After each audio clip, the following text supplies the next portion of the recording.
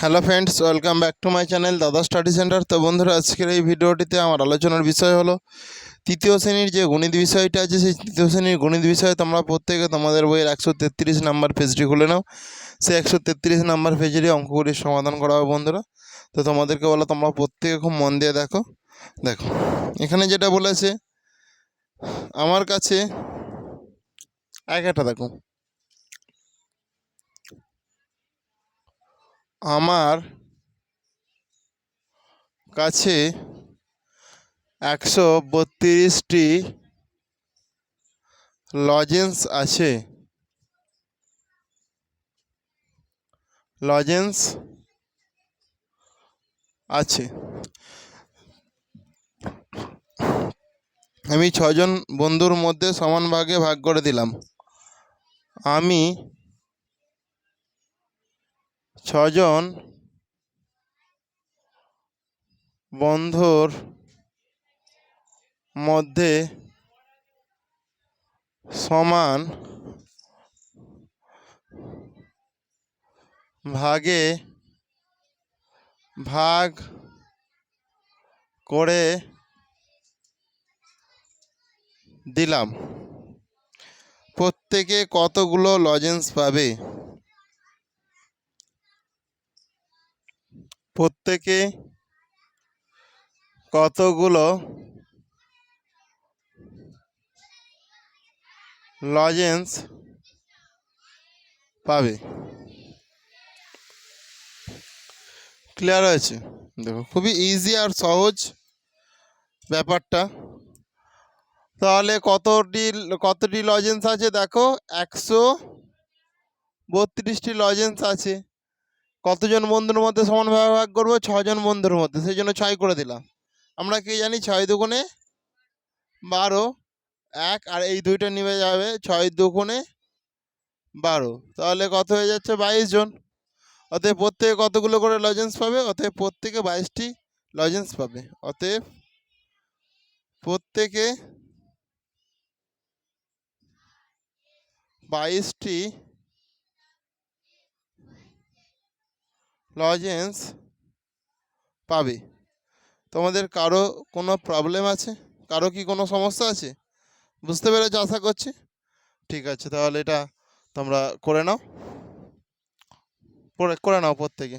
এরপর এটা হয়ে গেলে আমি তোমাদের নেক্সট যেটা আছে সেটা করাবো। দেখো, প্রত্যেকে 3-এর দাগের অঙ্কটা ভালো করে দেখো। এই যে এখানে 100 টাকার নোট করে 3টে আছে, তাহলে 300 টাকা, আর এখানে দুটো ঘড়ি আছে। আমাকে সমস্যাটা লিখে সমাধান করতে বলেছে। ক্লিয়ার হয়েছে তো? তোমরা প্রত্যেকে বোর্ডে লক্ষ্য রাখো কীভাবে করছে আমি, দেখো ভালো করে। আমি তাহলে তো লিখতেই পারি যে 300 টাকায় যদি দুটি ঘড়ি পাওয়া যায়, তাহলে একটি ঘড়ির দাম কত? সমস্যাটা লিখে সমাধান করতে বলছে। দেখো, সমস্যাটা আমি রেডি করছি। সমস্যাটি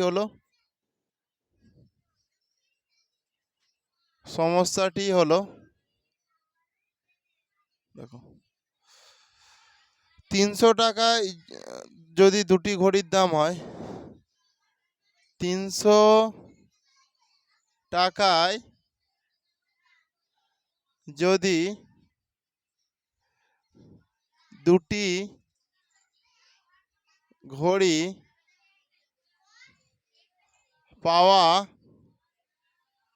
পাওয়া যায়, তাহলে একটি ঘড়ির দাম কত হবে? তাহলে একটি ঘড়ির দাম কত হবে? ক্লিয়ার হয়েছে? 300 টাকায় যদি দুটি ঘড়ি পাওয়া যায়, তাহলে একটি ঘড়ির দাম কত হবে? এটাই প্রশ্ন। কারো কি মনে কোনো প্রশ্ন আছে? নেই তো? দেখো, তাহলে আমি এটাকে ভাগ করব।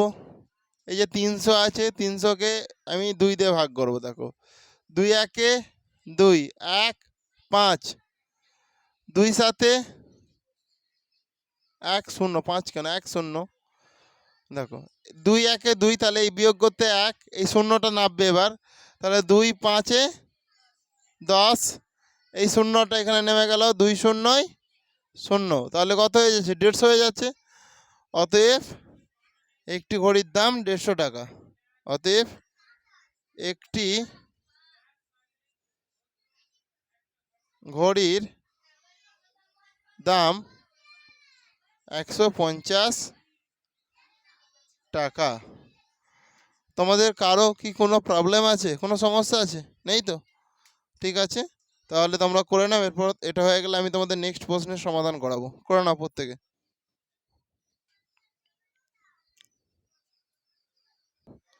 তো বন্ধুরা, তোমরা এরপরে দেখো নেক্সট প্রশ্ন, অর্থাৎ 3-এর দাগের প্রশ্নটা দেখো ভালো করে। এটা তোমাদের বইয়ের 134 নাম্বার পেজ। দেখো আমি তোমাদের সামনে দেখো বইটাই দেখাচ্ছি। দেখতে পেয়েছ? এখানে দেখো 300 জন যাত্রী আছে আর 6টা বাস আছে। দেখতে পেয়েছো 6টি বাস? তোমাদের বইয়ে তোমরা প্রত্যেকে দেখে নাও না, 134 নাম্বার পেজ। তো এটাও আমাকে সমস্যা লিখতে বলছে আর তার সমাধান করতে বলছে সঙ্গে। তাহলে আগে আমরা কি করব? সমস্যাটা লিখব। তো সমস্যাটা কি লিখবো তোমরা একটু প্রত্যেকে মন দিয়ে দেখো ভালো করে।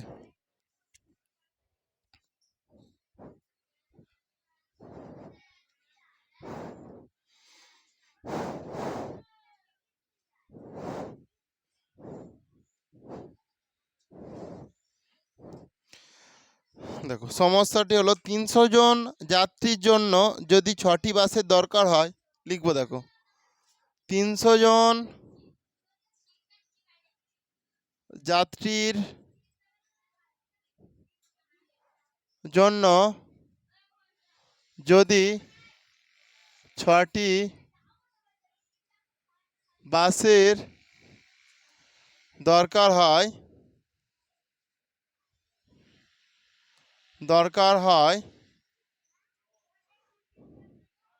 তাহলে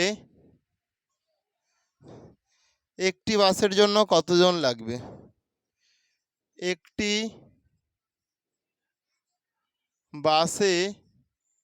একটি বাসে কতজন যাত্রী যায়? একটি বাসে কতজন যাত্রী যাবে? 300 জন যাত্রীর জন্য যদি 6টি বাসের দরকার হয় তাহলে একটি বাসে কতজন যাত্রী যাবে? ক্লিয়ার হয়েছে?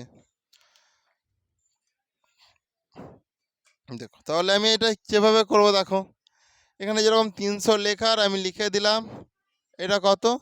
এখানে 6 লিখলাম। দেখো 6 5 30, 0 6 0 0 হয়ে গেল। ক্লিয়ার হয়েছে ব্যাপারটা? 6 0 0 হয়ে গেল। এটাই করে নাও, এটাই করো। তাহলে একটি বাসে কতজন যাচ্ছে? 50 জন। তো অতএব একটি বাসে 50 জন যাত্রী যাবে। অতএব একটি বাসে 50 জন যাত্রী যাবে। অতএব একটি বাসে 50 জন যাত্রী যাবে। বুঝতে পারলে? কারো কি অসুবিধা আছে? নেই তো? করে নাও তাহলে এখান থেকে। এরপর দেখো তোমাদের নেক্সট প্রশ্ন, অর্থাৎ 4 নাম্বার প্রশ্ন। এটা আমি দাগ নাম্বার দিতে ভুলে গেছি, এটা 3 নাম্বার দাগ হতো। ঠিক আছে, তোমরা 3 নাম্বার দাগ করে নাও। নেক্সট প্রশ্ন আর একটা প্রশ্ন করলেই তোমাদের মোটামুটি আজকে সমস্যাগুলোর সমাধান হয়ে যাবে। এটাই তোমাদের লাস্ট প্রশ্ন আজকের। দেখো ভালো করে, প্রত্যেকে মন দিয়ে দেখো। টোটাল এখানে গাছ আছে দেখো 5টি, টোটাল ফুল কতগুলো আছে? 225টি। এটা 4-এর দাগে দেখো, 4-এর দাগে। সমস্যাটি হলো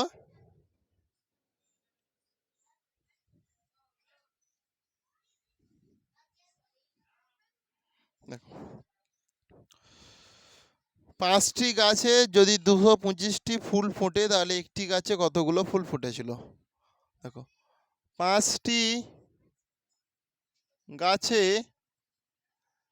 যদি 225টি ফুল ফুটে তাহলে একটি গাছে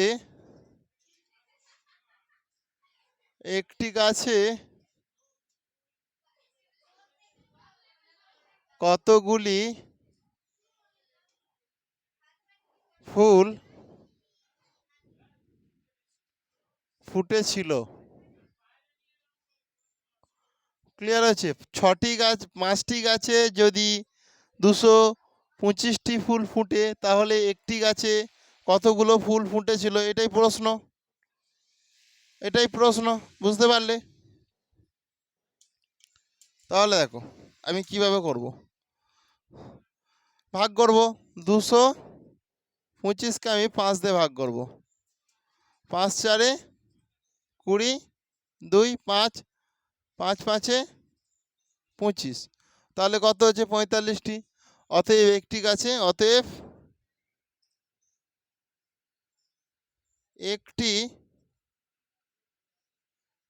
গাছে একটি গাছে 45টি ফুল ফুটেছিল। 45টি ফুল ফুটেছিল। তোমাদের কারো কোনো সমস্যা আছে? নেই তো? তো বন্ধুরা, তাহলে আজকের ক্লাসটা আমি এখানেই শেষ করলাম। আর ক্লাসটি তোমাদের কেমন লাগলো তোমরা তা প্রত্যেকে কমেন্টে জানিও। আর ক্লাসটি যদি তোমাদের প্রকৃত ভালো লেগে থাকে তাহলে অবশ্যই তোমরা বেশি বেশি পরিমাণে বন্ধুবান্ধবদের মধ্যে শেয়ার করে দিও। Thank you. আসছি তাহলে, নেক্সট ক্লাসে আবার দেখা হবে। Okay, good by.